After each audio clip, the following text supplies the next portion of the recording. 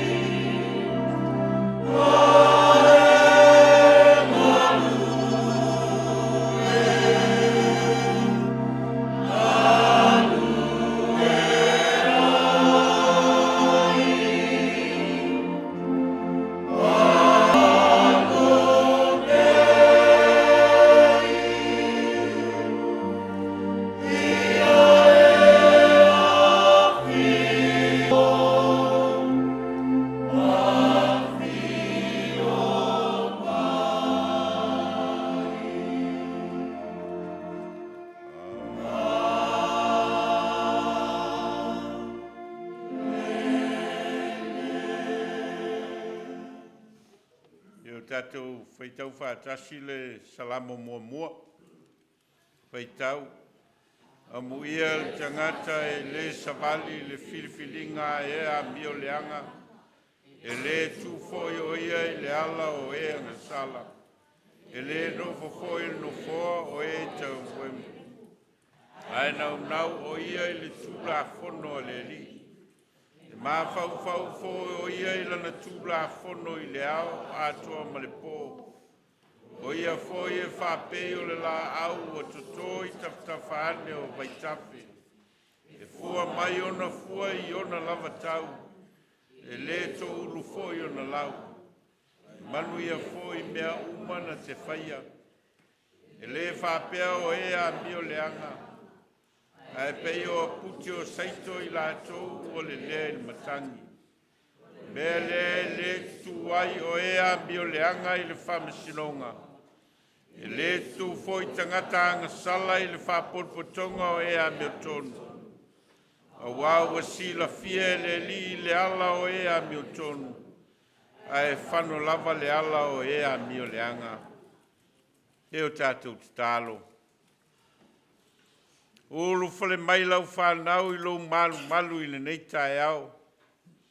I na wai whawhangu ina mai mātou le malo longa o le pō. Ma ua e aia ina foi o mātou loto ma o mātou nganga tāpuai. O mātou o mai whātasi ai o i mātou o lau whanau o lou a inga o itu tino o lou tino keriso. I la mātou tāpua inga i le nei tae au.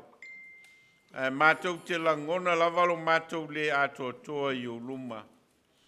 Nganga pa iaia fio mai e te tautoa lua la mātou tāpua inga. Whaia i le nganga ma le whamaoni. Ai ai u lava o sevi inga i lau a fio le atua le tamā le alo ma le nganga pa ia. Amene. Vinga i le atua le pese se lausi fumaltolu. Se lau sfuma le tolu le biinga o le tua.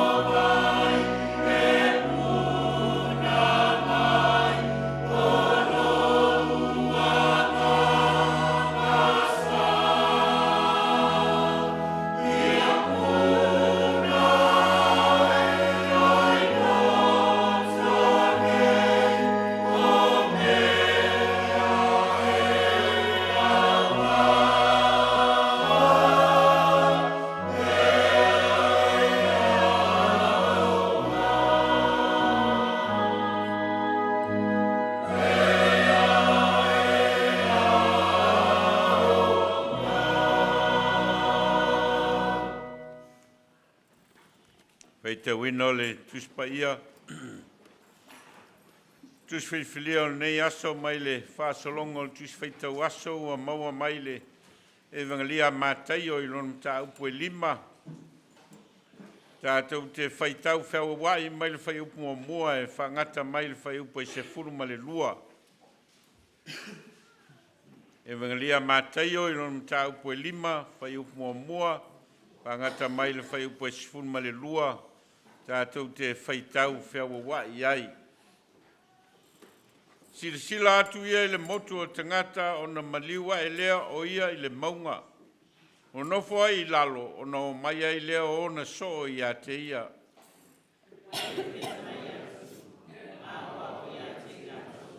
A muia e matitiva i le anganga a wae o lātou le malo le langi.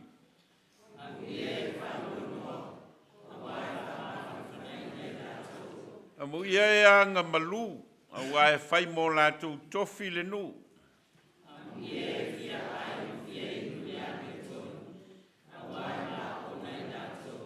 A muia e alo lofa atu.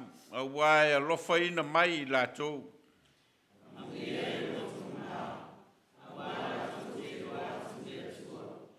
A muia e whātupu ina le file mu. A wae ta ua i lātou o atali i o le atua.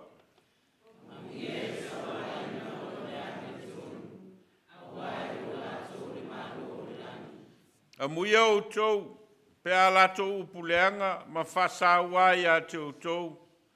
Ma lato tua ina pepelo o tau i mea leanga uma ona o au.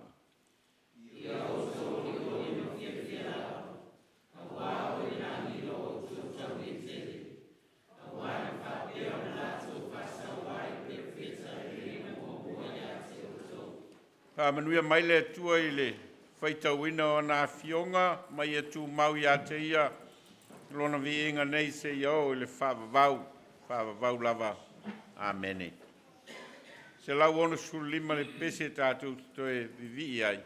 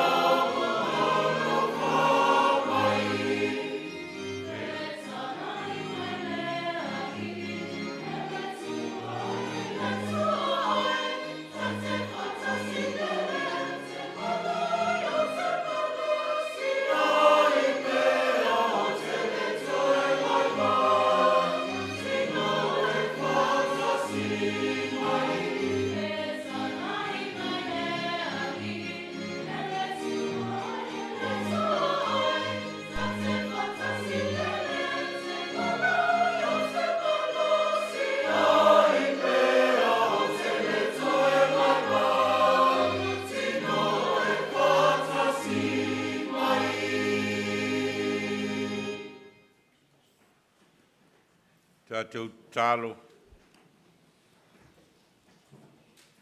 Mātou te langona lavalo mātou mālosi. E na ua mātou mauti noa e te letu lafua I mai mātou. Lea fo ua mātou o mai ai malo mātou mauti noa e la mātou tāpua inga whale kalesia. La mātou tāpua inga o I mātou o lo a inga mai tu tino lo tino keriso ma lo mātou mauti noa o lo e loto lotoi le mea nei. E te whaafofonga ina foi o mātou loto ma o mātou nganga. A o mātou tālo talonga e ofo ina atu I lau a fio. A wao o e lava o lea tua whaafofonga te tālo. Mātou whaafitai ono le vai aso fe au mga luenga o tiu te mawhaiva, o leo atu ma le toe o mai, o leo urufafo ma le urufale. A o whianga iai mātou ma tiu te mawhaiva o le vai aso atoa. A e sa mua au mamuli au lau a fio moi mātou. Mai au mai au whamanuianga moi mātou e le ngata o whamanuianga o le tino, au whamanuianga o le mawhau ma le nganga. Lei se tala vale e whalungoina I mātou, nā le alanga o le vi inga ma le whawhitai, a le whamanu foi, ma le whanetanga lau whanau I lau fio, o no lo alofa ma lo whamaoni. Mātou mafuta foi manisio a inga asia si mai, o e o lo whai malo longa mai tonu o le atunu, ma mafuta I tonu a inga mātou whawhitai ta mā. A nisi foi sa whai malanga atu, ma asia si atu isi vaenga o le lolang. A lea wa e toi whawhoi manuia mai, ma ua mātou toi mafuta whatas, la mātou tapua inga o le nei tae au. Tāwhitai ono o mātou ta māma tina mātutua o e o lo whata oto lia I tono a inga. A lo whaaua wina pea au tau singa lofa mo I lātou. Ma e lango malu ina lo lātou whata oto lia.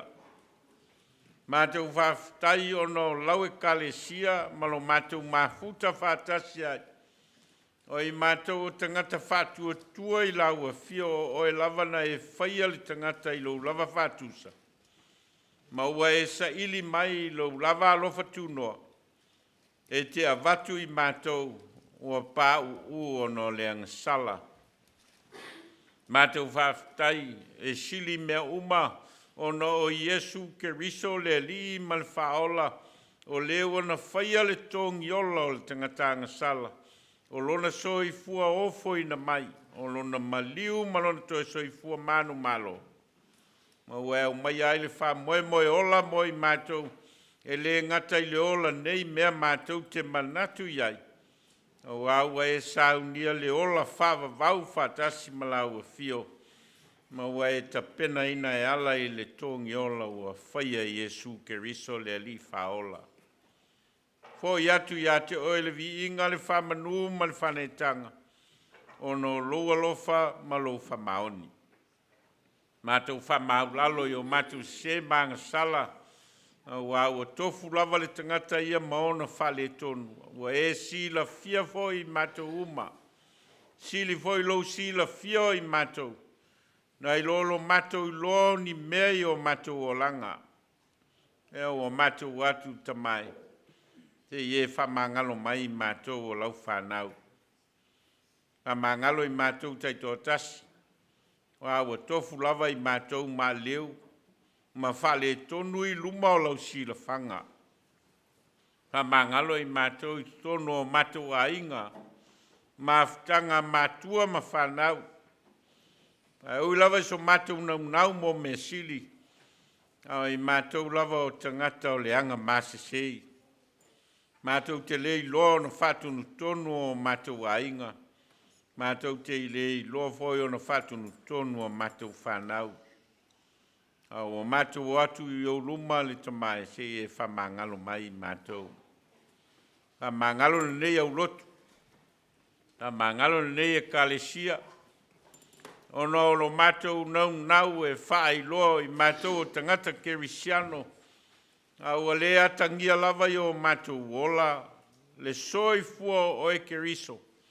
Mua e whatatia le ala fua e tau na o mātou wola ai.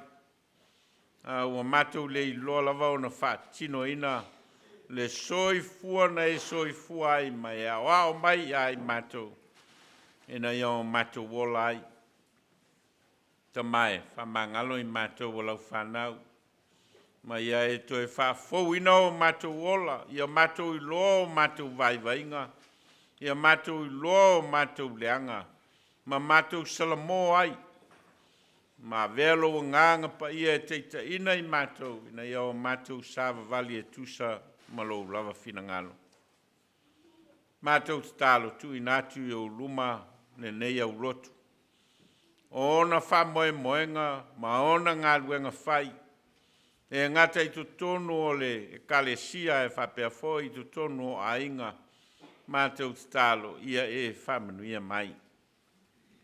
Mātou talo mo i tu tino uma o lau ngā luenga o lo mātou tauivi ma ngā lulue ai. Ina ia e whamanuia mai. O e ua e tō fia e taiulu i lea i tū tino, ma lea i tū tino.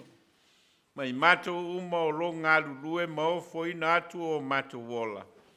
Mātou te tālo le tamai. Ia e whātonu tonu folau mai lo mātou wola ngā lulue ma le ola tautua mo lau fio. Mātou te tālo mo a inga te tasi uma a wāua tofu lava le ainga ia maona lava singa maona whamoe moenga.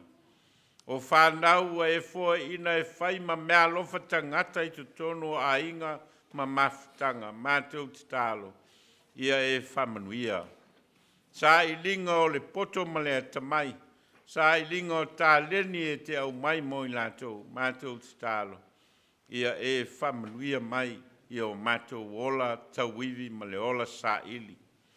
Mātou te tālo mō le nei atunu o New Zealand o mātou no nofo ai. Ma ua vai tama ina o mātou ola. Ma ua atia e ai o mātou a inga ma mātou whanau. Ma atia e ai lau tala le lei. Mātou te tālo. Ia e whamanuia ina New Zealand. Whamanuia ana whainga malo. Whamanuia o na matanga luenga ngalu lue ese. Whamanuia o na lau ele. Whamanuia o na sami. Manuia lo na atia e ina. Ka manuia i lātou e tofi mawala o ina e teita ia le whainga malo. Ia maua peolo mātou tō a file mo. Ma ia iai peolo lau a fio e te fili i lātou. Teita ia male tonu. Le nei e tunu. Ma ia vea mātunu e muli atu oe malo fina ngalo. Mātou mana tua sa moa lo mātou atunu. O mātou ainga, o mātou nu, o mātou whamoemoenga i tutono o ainga, mātou tālo ia e whamanuia. Lo mātou ola ngā lulue, ma le ola whesoa soani le atia e ino le atunu ma o mātou ainga, mātou tālo ia e whamanuia. Whamanuia o na whainga malo, whamanuia o na pūlenga whale nu. Whamanuia le tala le lei. Ia alu pea le tala o le whao le tanga lau a fio i tu tonu o le atunu. Ma ia lato i loa lau a fio ma lau fina ngalo, ma sava vali ai. Ma tau tui na atu le lalo langi lau tele ma ona tōtu ngā o lo whenga iai. Atunu o lo whenga i ma taua ma whewaiwai ai. Ma soi fua o mau. Ma le sio manga ua whaleanga ina. Ona o le tau wivi o tangata i le malosi, mātou tālo, ia i le tofi le mua lau fio. O e u whanoa noa o nao, mafutanga e pele ma e ua avesea o latou soifua maola o nao taua ma whewaiwai inga, ia au whamawhanwhananga. O atunu o lo awha ina o no whalawelawe whana atura wā whiai mātou tālo ia iai loa lofa ma lo wanga le lei. Mātou te tālo tui nātu nai o mātou ta māmti nā mātutua o e ua whāte o tolia I te tono a inga.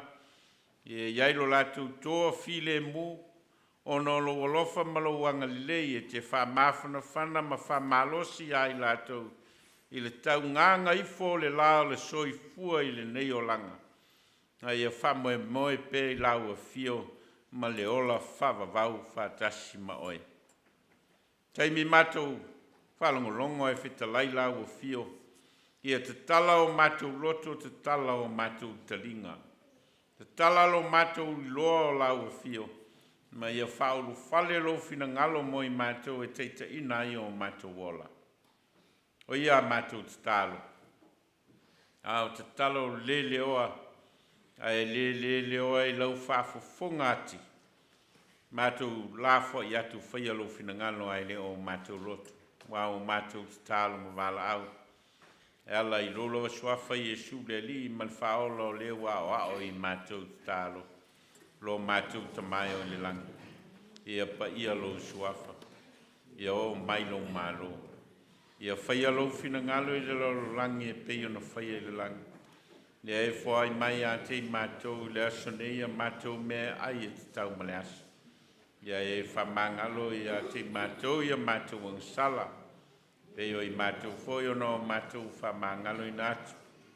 E wanga leanga mai I a te mātou. Au o foi e teita ina I mātou I whao sosonga. A ia e lawea I a mātou ai le leanga. A wae o le malo ma le mana. A toa malevi inga e whawa vaulawa. Amen. Pese e luas fun male lua. Tātou toi whiwi ai.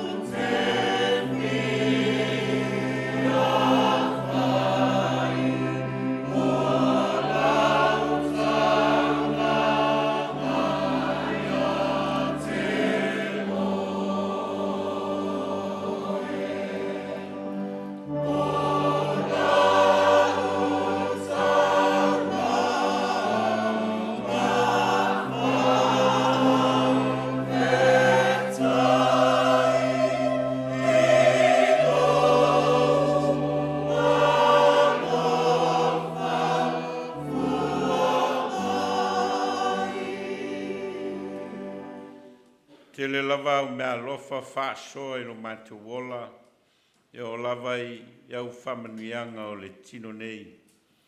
Au mātou toi o atu nei tupe whai mā mātou tauranga mō lau whe au malau ngā ruenga. Whapa ia mai, na ia e au mai pēr i mātou ia na i o mātou lōna o atu o mātou wola mō lau whio. Ono lo lova suafa Iesu. Amen.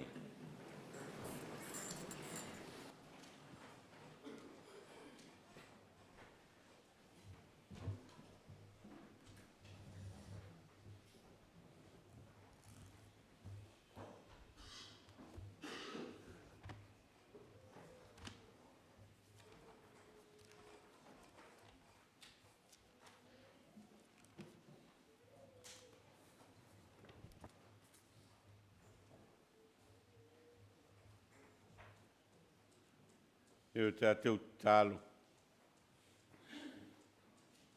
Ia mālie upolo ngutu ma mawhauwhaunga o mātou loto i lau whawhawhaunga lo mātou atua o lo mātou papa malena te tongi o laina i mātou.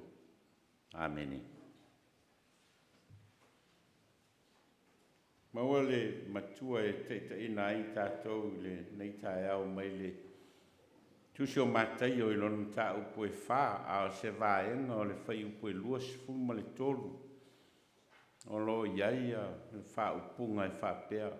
O ia tā lai atu foi le tala le lei o le mālo. O ia tā lai atu foi le tala le lei o le mālo.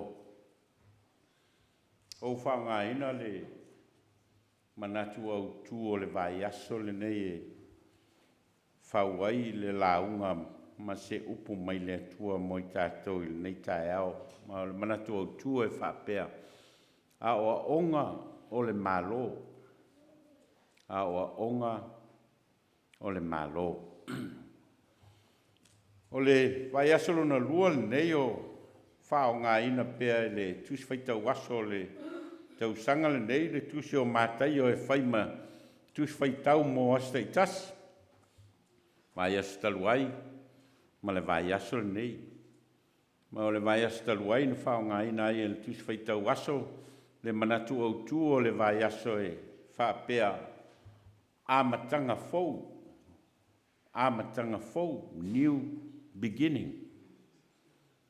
Ma o lo mo moli mai le manatu au tu lea. Le moli maua mātai o e winga i le ngā ruenga teu wala a Ioane le papatiso.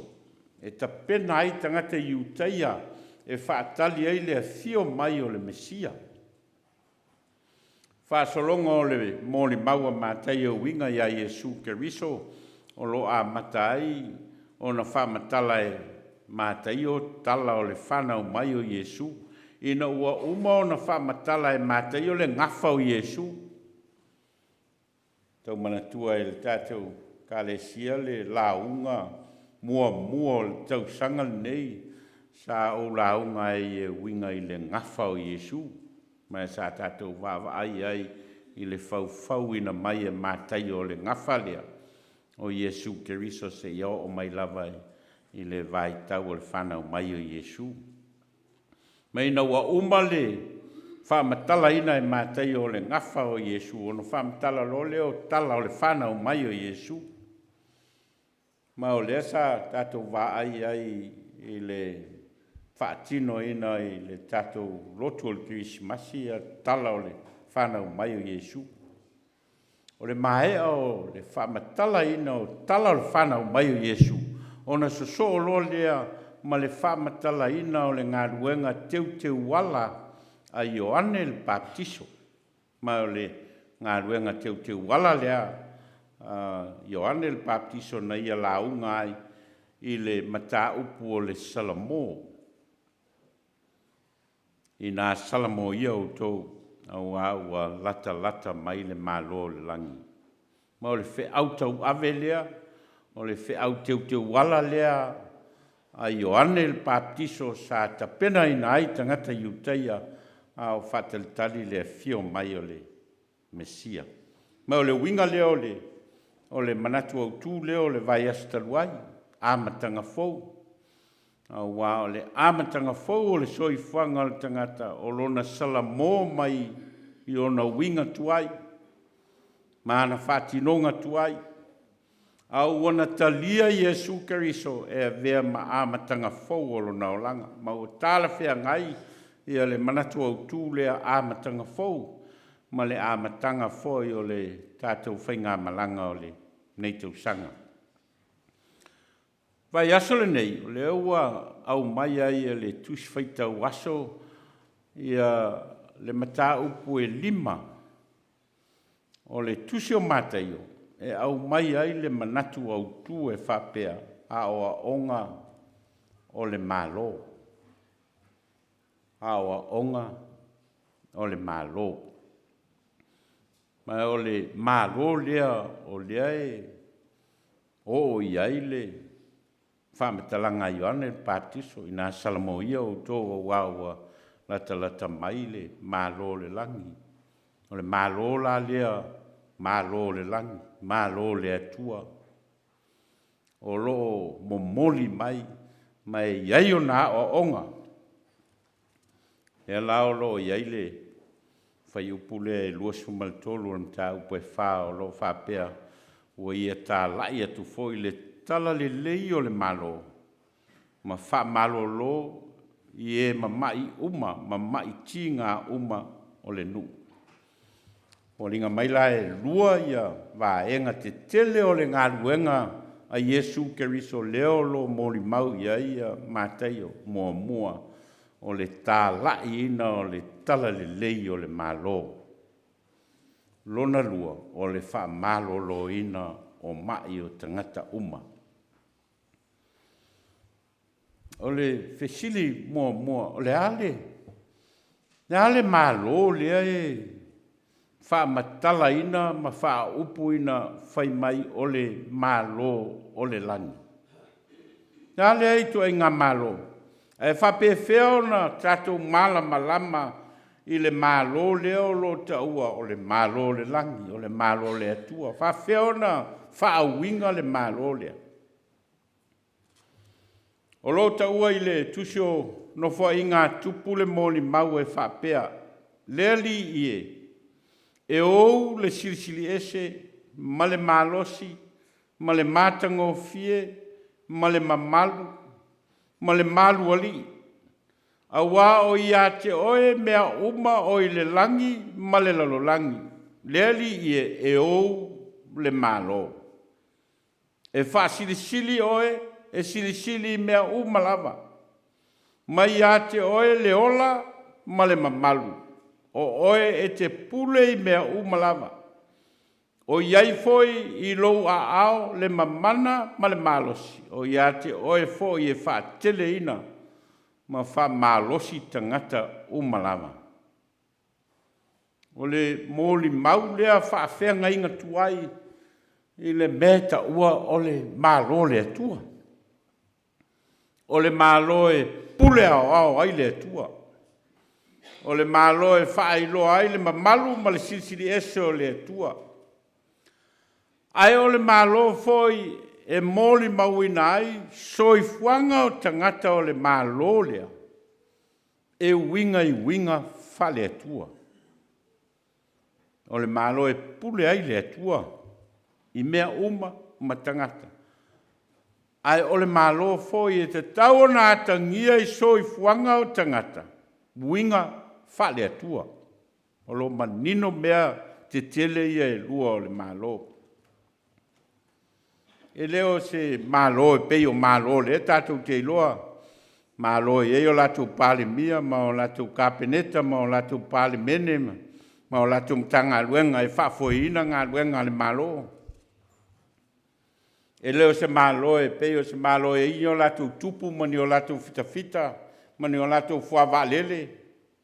Mani o latou mea tau mtau tia, e leo le tui ngā malo na. Leo lo wha matala ina mai, o le malo le langi, ai peitai, o le malo e pule au ai le atua. Ma le malo lea leua au mai le lalo langi na ua fio mai Iesu Keriso, mana whaai loa fōlinga wa aia o le mālo lea. Lea ua whaamatala ina o le mālo le langi. Lea lai mōli mau ia le apostolo Mateio o le mālo lea o lo tālai e Iesu. Tusi lea sa tatu whaitauina i le tai au nei o le vaenga a mata leo le launga i Iesu o lo whaamatala ina i le tusi o Mateio o le launga i lunga le maunga. Ma o le launga o lo a fia i le matau poe 5, matau poe 1, ma le matau poe 7. A whai e te fia malama lama le lei i le launga a toa lea Iesu. O lo maua lai mta upu i e tolu o le tusi o Mateio, mta upu e 5, mta upu e 1, ma le mta upu e 7. A pel whamtalanga tangatu sua le tusi pa ia o le launga nei Iesu o lo whamauina e Mateio. O lo whamatala ina ai, ia le tala o le whenga inga tuai. I le au mainga e le atua o ana tūla whono i lona nu o Israelu, e wala mai a Mose. O lo whatusa tusa le launga lea a Iesu i lunga o le maunga. Ma le tala o le whenga inga tuai. I le tuina mai e le atua o tūla whono e se fulu e ola ai, i alona nu o Israelu leo wa lato wosifia ngainga. Tel tonu latanga, o le launga lea Iesu, i le mta upu e 5 ono ma le 7 o le tusia Mateio. O lo au mai ai lea nganga lea.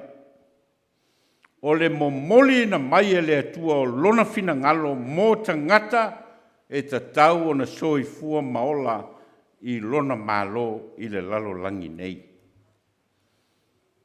Ma o le tāua lea o le launga lea mo tātou uma.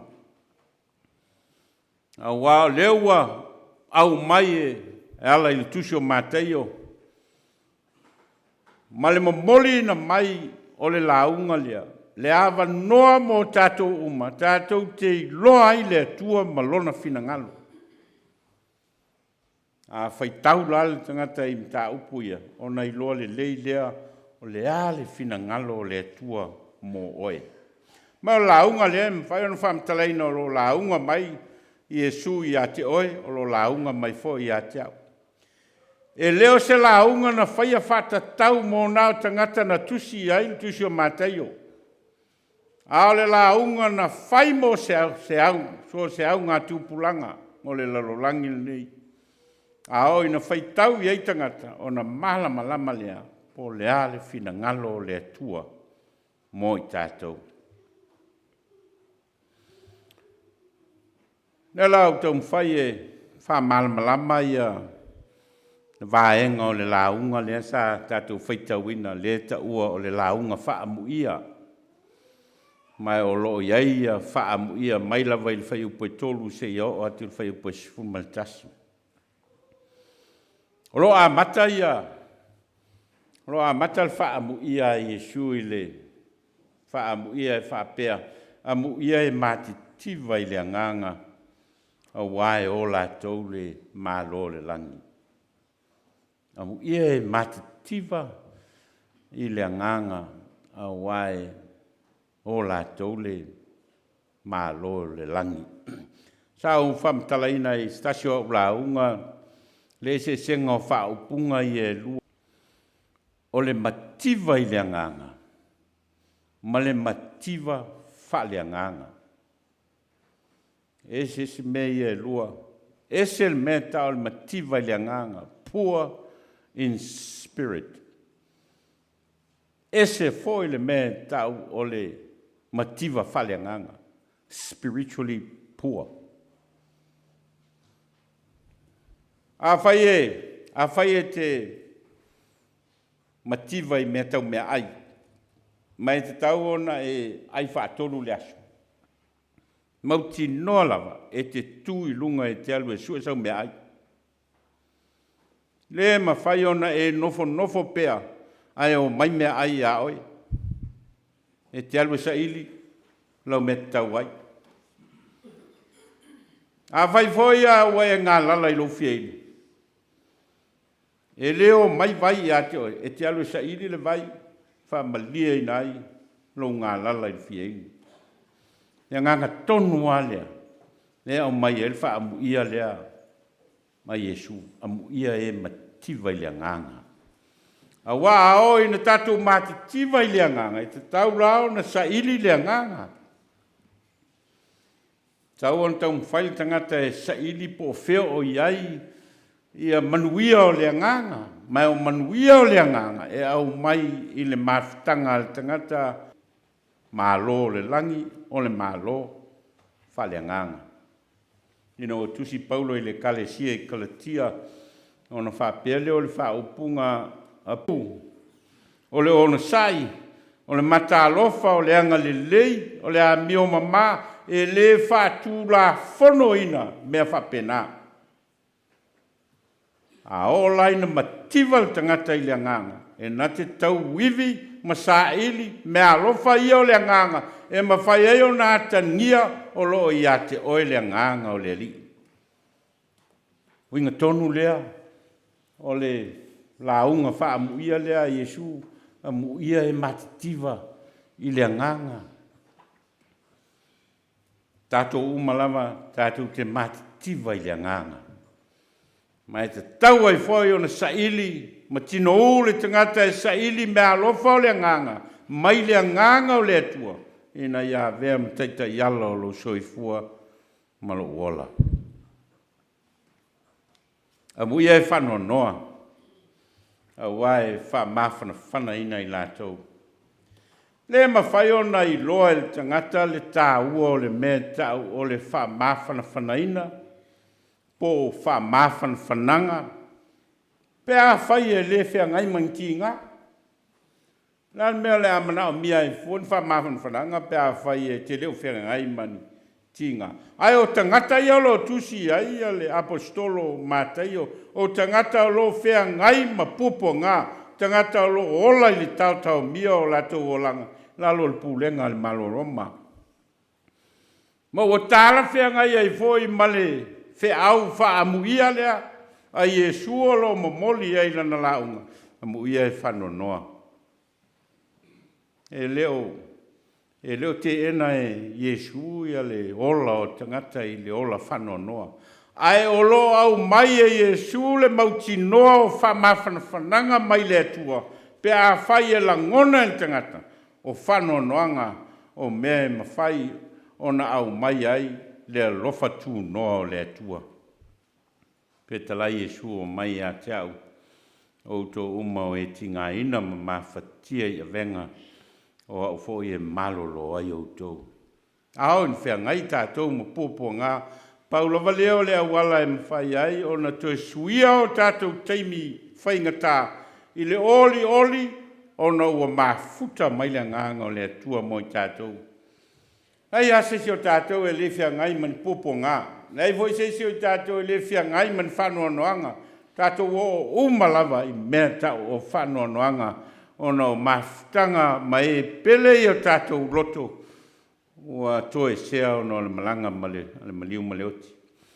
Ei foi seisi o tātou, tau te lei savalia le awala lea, o le awala o whanua noanga. A le mea mauti noa lava, o le teimi le tātou te langona ai, wha mawhan whananga e pai mai o le nganga o le atua, sui ai, le au pōngi sā, i le au mai o le wha moe ola mo le anga i luma. Mai o le wha moe leo o le wha au lea wha amu ia Yesu i tangata o lono nofo i whano noanga. Amu ia anga malu, ua e whai mo lātou tofi le nu. O se wha au ta lianga tāli wha au lea, ma le wha amu ia lea, wha amu ia atu i tangata whai mai amu ia e anga malu a leo lono nofo tangata i lalo o se sio manga mativa, tau mia, wha polonga ina. A lea i mo moli atu le wha au lea. Whainga tā i ona talia e tātou tangata soifua, e le to nga fe au le pe a fai o le o lo si o manga o lo fa polonga ina fa mativa ina o e tangata a le o lo momoli e Yesu fe au le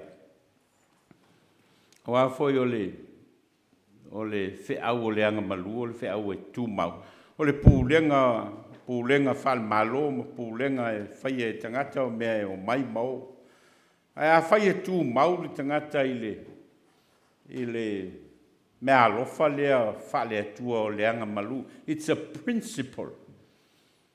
O le mea a o ina teita ina ai le o langa o le tangata e le ngā e ngō fie i mea fai ngata malu i tau o le o langa o ai toa fi le mū lava o lona o langa. Mai na te iloa foi fua te tau lona mafau ma ana mea alofa e tala fea ngai ma le taimi ma ona lui tau o le a o mai. E lea tau le tangata e anga malu e le ngā o ia. Po alawa me te tupo le o langa a wa foi lui tau e o mai. Na te iloa lava whasoa na langona whasoa lona mafau whasoa na mea alofa ufo i mai e le atua whasoa na tāleni e fua ai le ngā solongo le o langa ngā iluma ngā ilo o le vave o le oso le ita oso le tota mai ma se ai le mea o le a whaatino ina i lui tau o le o langa nei a le tangata e anga malu toa file mūne mafau e sa ili le atua le teita inga o lona o langa po alawa mea e whea ngai maia toa file mū lava lona ngā solonga. A muia e fia ai ma fia inu i le ami o tonu. No whao ngai e sule ia le ata wa ai o le tangata fia ai ma le tangata fia inu pe whao na uta ua mua i le muia e mativa i le anganga a o ina e fia ai ma e fia inu e te le nofo e te saili. A le laua se le whao ngai ina e Yesu e leo whapea muia e fia ai o fia inu ni mea ai po ni mea inu e le ai o le ua whao popo mai e Yesu whao punga lea fia ai o fia inu i le ami o tonu o le ami o tonu o le mea alofa mai le atua mo le tangata justice le mea alofa ua whaton tonu mai e le atua e loa ai le tangata so i fua le se senga o le mea le tonu ma le mea tonu, o le mea sao, ma le mea se, o le mea tau safia, ma le mea leanga. O na iloa lea e tangata, le mea tonu e te tau na alu iai, whasinonga e te tau na iai, mela le tau o le ami o tonu. Le ami o tonu whale atua ia o onga al tuspaia, tasi lava le mea o lo whau ai le ami o tonu o le atua o le alofa. Ino whaatonu e le atua lona nuu. E tusa ma le wafe a ngai ai o Israelu ma le atua o na whaatonu lea e le atua o Israelu. Ia e alofa atu i lea lilo o atua. Ma lau loto atoa, ma lau nganga atoa, ma lau malosi atoa. Ia e a o so ai i lau whanau. Ole whawai lea o le ami o tonu. Whawai lea o le mea sao e tau na whai e le tangata. O le maa losi o le whaatino ina e le tangata o lo nā lofa.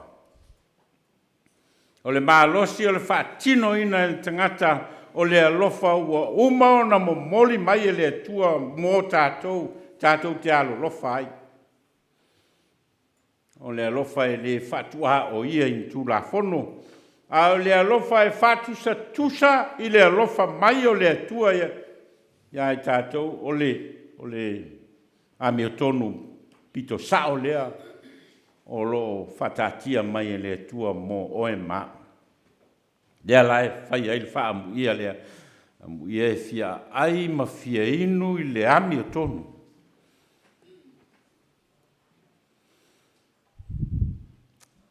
O le tu la fono foi lea o lo fetalai a Iesu ma o lea o lo ta ua o le tu la fono fou, the new commandment. Ia po lea foi e whamatala ina e isi o le tu la fono whaau, ia e alofa atu I le li lo atua. Ia e alofa atu fo I le lua tutua oi e peo oe lava I atu oi. Mele tau le ami tonu fale atua. Mele tau le ami tonu fale atua. Awa na whapea I le whaia le ami tonu lea le atua mō tātou. Se manue leo le wha maanga loina, ma le wha o le tanga o le tangatanga sala, le mea e whaia le atua mō I tātou, ai o le wha sala.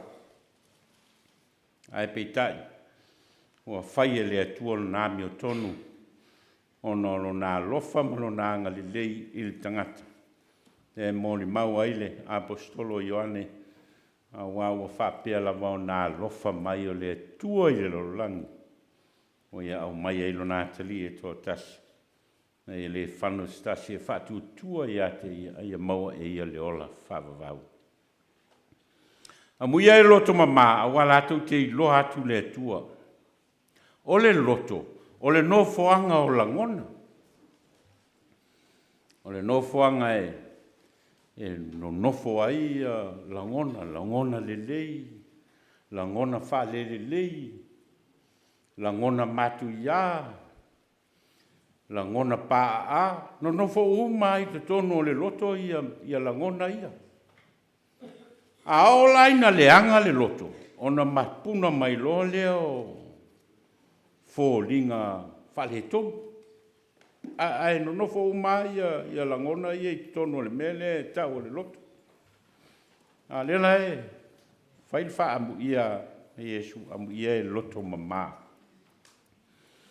Amu ia e loto mama. O le loto nā mea leia. A wai mama. Nā mea mama fo I e mafau ia le loto lea. Ma lia ia a whai o tō tele nisi o tō o lo muli I tala fe ave ai a le tātou atu nu talu mai le whainga pālota I lunga o me ia o social media. And probably quite a lot of you follow most negative social medias around the world. E te iloa le lei lava le tangata e le anga le loto. I mea lai na te whaasala lauina I lunga o mele o le social media. Te iloa le lei lava le tangata e le anga le loto. Ai whaalongo voi a latu whamatalanga e whai. E te iloa le lei lava le senga o loto e o mai ai a whamatalanga tangata. Ai te iloa le lei voi tangata o lo tau mawhai e maua le toa file mu. Le te o whai e sulana peta lainga le tusho māteo. E leo le me tū le nguto le tangata e le anga ai tangata. A le me sau mai le nguto. O le anga ai tangata. O le mtua moni o le whamatalanga lea Yesu, le saunoanga lea Yesu I le vai tau nei pe a whai e. Ona o le me sau mai le nguto e sau mai tono loto. What comes out of your mouth comes from your heart. So a ola ina wha leo ele fofonga o le tangata ia se wha leonga e te iloa le leilava o le loto lai au mai ai o se matua leanga whaia. Te iloa e te langona le leilava le alua lua o le loto I le mea lai au mai fafo. It's very clear.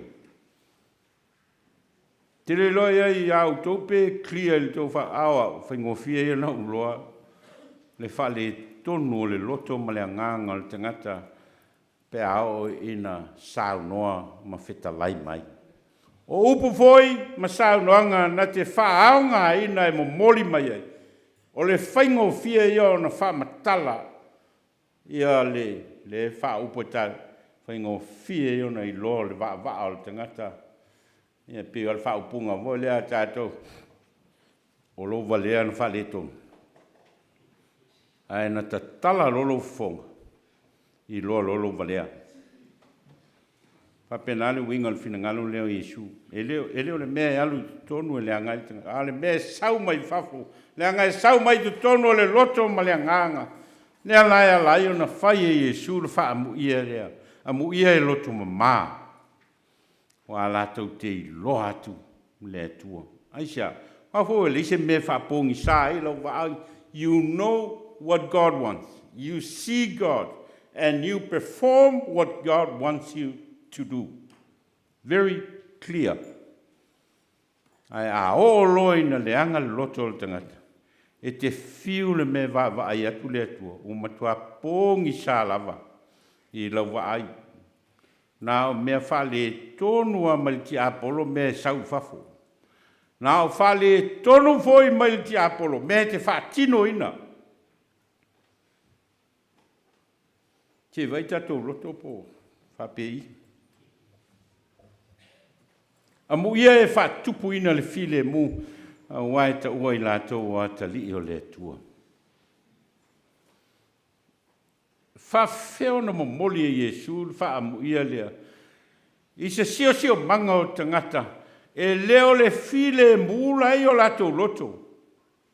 They want revenge. Tangata ia e ave iai le whiaua Iesu o tangata o lai nau I le tau I masui. O lewa o na nofo I lalo o le whapolonga ina le malo Roma. A lea lai a vatu le whiau lea.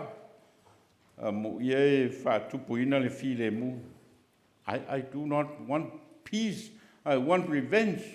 I want victory. Te manao ina ia awane I matu tono nofo. Te le manao I whanau. That's the environment. And yet, wow, mai e Iesu le whiau lea. Mo ia e whatupu ina le file mu. Wai ta ua I lātou a ta lio le atua. Mai astalua ina o whalongolongo ai le I tala fou mai Samoa. Ma o whalongolongo ai I le nuu leo solo ma latu le lenga o la ua uman whai tāsia o iaini tanga solo le lei o I. Le latu le lenga o la sa whaina luanu. Ma ua ese ia tangata. Wa lewa foi ona le maua sto file mo nu lea. Alva yaso lente atu nei na whai aile le lenga le nu lea. Le nu foi lea. E maua le na ua sile atu lima po le ono ia whale sa ese o tapo inga o lo ia. Au o mai o mai ia le au whai lotu e tau mo whai na ia maua le to file mo nu. What a good story to tell. Ia le tua inga tala lea. Wa voi tātou te le mana nao I lesi au ngā tūpulanga ni e se senga manifitena inga o tātou au ngā tūpulanga. Tau te le mana nao le. Tau te mana nao ia o atu I lesi au ngā tūpulanga o lai o mawhai o na I loa le nofo le lei ma le nofo whialo whani o tangata.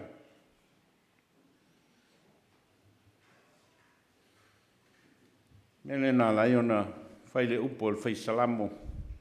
Se mea ina ale lei ma le matango fia lava pe ano nofa tasi lava uso. No wha tusa loa lea le whai salamo e whai mai peo le sua au ua sasai lunga o le osi taulanga ua tawheifo le ana awa, tawheifo le ua ona ofu. E pei whai o le saui lunga o atu maunga o heremoni ma ua tawheifo I au vai maunga. A wā ua wheta lai le atua e o iai lana whao le tanga. Tā ua o le whiau lea o le whiau o le file mu. Po a lava vevesi. Po a foi tōtu ngā. A wā foi loto le leo tangata e tupu ai whitena inga I le vāo tangata. Tupu ai whitena inga I vāo I songa. Tupu ai whitena inga I vāo e kalesia. Aisea le anga wale iai le file mua le atua. Ai a maua I se nuu, ma se a inga, ma se kalesia, ma se usonga le file mua le atua. Le alai fai mai Yesu, ta uai la tau a ta lio le atua. Po ai ana wha mai tea le, ia le leinga le I tono le nuo solo. Tel tono a vea o mai lātou a tali o le atua I na ua tau nuu le wha moi. o le lenga I tono le nuu ma le lalafanga. A muia e sawa ina ono le amia tonu a wae o lātou le maa lo le langi. Ina wa wina Yesu na so e tā lai le tala le lei, ona wha pele o le fitala inga Yesu, o te a wina atu o tō e pio maa moe I le vāo luko. O le fitala inga le a Yesu e wha matala mai ai, so se tangata e alulona so I fua e mo moli le tala le lei o ia ma wha fita uli. Aisia, le anga o le tātou te ola I le lorolangi o lo pū lea e tangata o lo te o lato loto ma o lato. Le lai e il wha amu ia e sawa ina ona o le amia tonu. Pe ona uta ua le amia tonu a le atua o le alofa a whai e iail tangata na te mo lia le whiau le mauti noa lava e whenga I pēa ma pōponga. O wha mau lalo o ia e ia lava. Wana ana ua o ina maliu, o le maliu lava lea I le sātau. O le mea lava lea o matua whaia ina ai o ia e le atua. Ma fō ina atu ia te ia le suafa e silisili suafa uma lava. Ina ia tō tuli vai uma I le suafa o Yesu. O e o I le langi, ma e o I le lalolangi, ma e o I lalo o le lalolangi. Ma ia tau atu e laulau whaiva uma o Yesu Keriso o le ali lava ia. Tā ua o le whiau lea o le tau mawhaio o tātou po alava whainga tā leo langa tātou te whengai. Ia maua e le tangata, ia le toa file mū mai le atua e whatun tonu ai le ngā solonga o mea. Mea lai na mo tusi Paulo I le kalesia I Filipi mana mo lia le whiau lea I le kalesia. O le wha I loa ina atu lea, o le awala wha le atua e fofo ai wha fita auli. O le loto maulalo. O le wha maulalo. O le ui le ala maulalo. Sa ili mai lalo malo. E leo le sa ili mai lunga. Ai sa ili atu I lalo.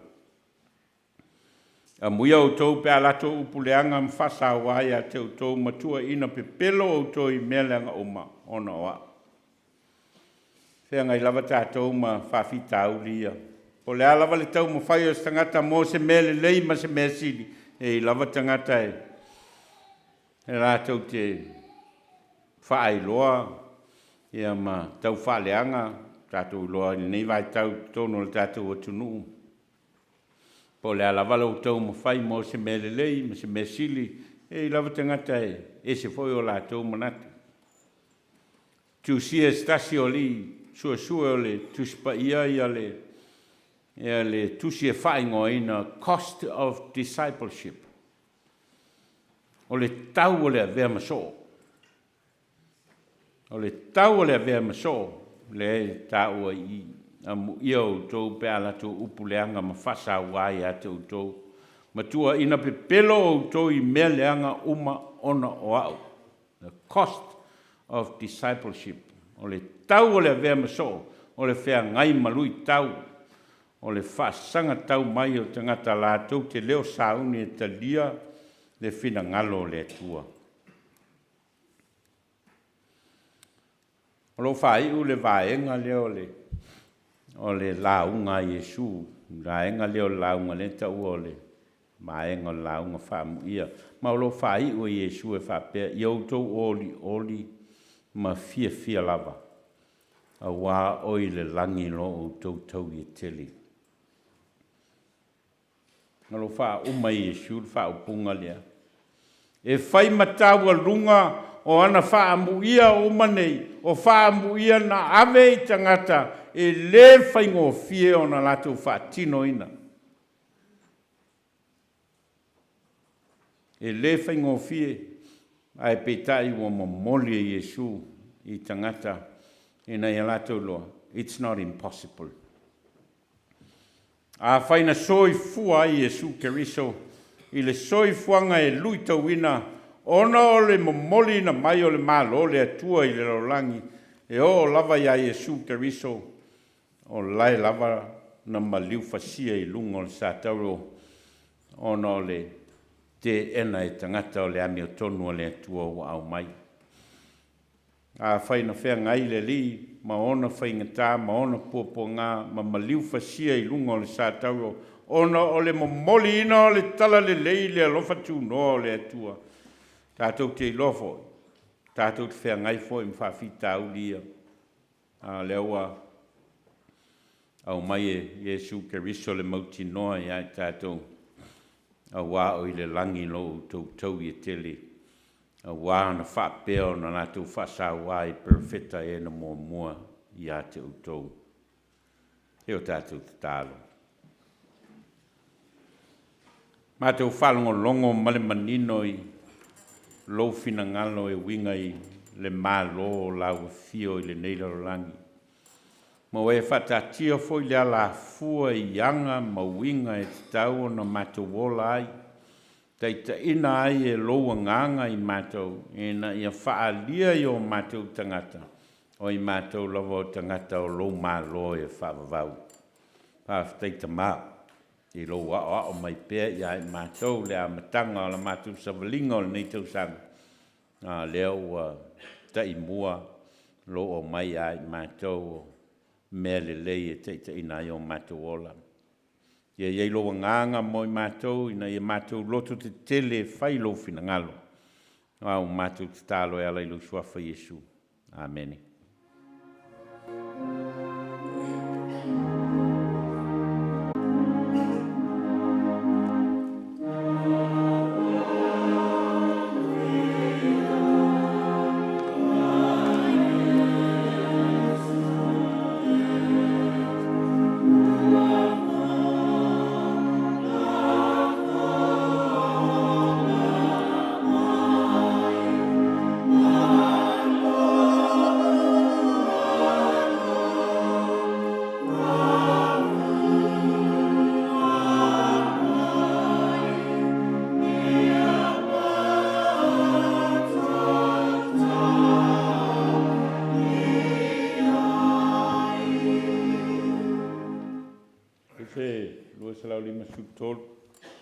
Tātou te whai uai ma whamawai atu ai fwoi ai la tau o lo tāpua I ma mau mai. Ia, manuia le nei vai aso ma le whenga iai whi au mga ruenga. Pese lua salau lima sutolu.